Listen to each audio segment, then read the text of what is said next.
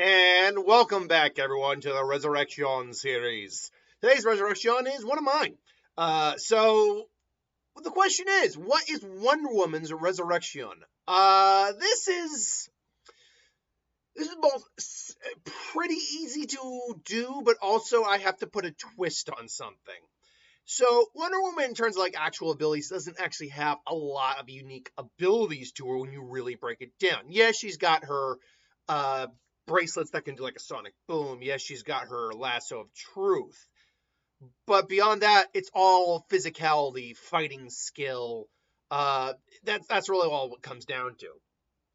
From a design, she'd probably look similar to someone like, and honestly, very similar even in Resurrection, but probably not as revealing, as Apache. When you really break it down, her Zanpakuto, her sword would probably look very similar to Apache's.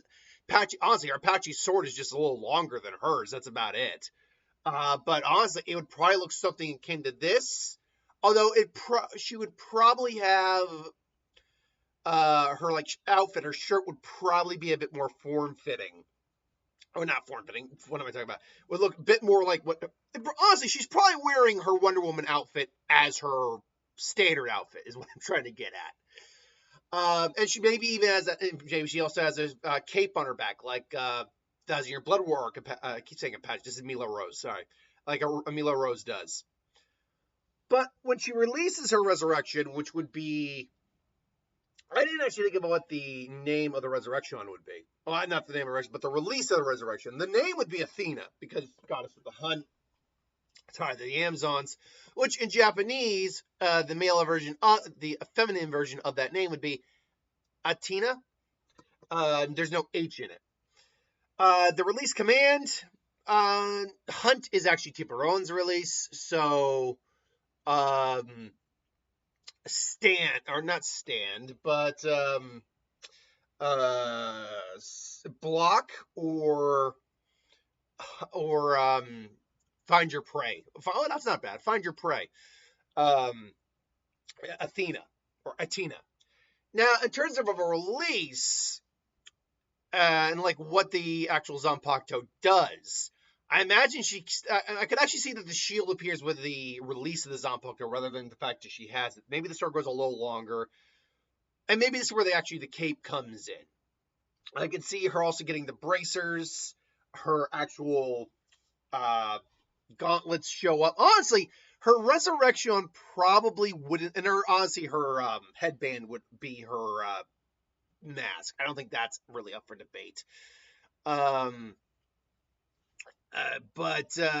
honestly, her resurrection really wouldn't look all that dissimilar from, say, Mila Rose's 1,000-Year Blood War outfit, which is really just this. I think a slightly less revealing top and a cape. But otherwise, what would it do? Well, all of her physical abilities would clearly be enhanced, as they should be. She would gain the shield, which is a highly capable in terms of defensive capabilities. But she also gains the ability for, like, clanging her wrists together and creating the giant shockwave. Those would really be all of her abilities. But she'd still probably be a very high level Espada or Ronkar just because it's Wonder Woman, so she probably has a lot of Ryatsu in this case. Now, with that being said, what did her original hollow form look like? Probably something akin to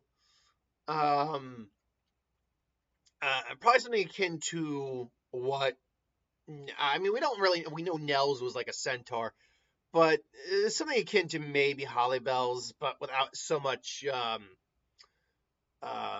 detail on there. But like she almost certainly still had a face to a certain degree, as opposed to Holly Bell or Ukiura, which didn't have, all they had Rise. But yeah, I don't know. It's what her hollow form probably looked like is probably just more heavily armored. In fact, that'd be kind of the representation of her Zanpakuto's power, is stripping that armor back and ultimately showing off the true version of herself. But overall, that's just my opinion. Wonder Woman's a kind of basic character with a little bit of a catch to it to do a video on, at least for this series. But that's just my thoughts. Let me know what you think. Put in the comments below. Let me know. Till then, thanks for watching. I'll see you next time.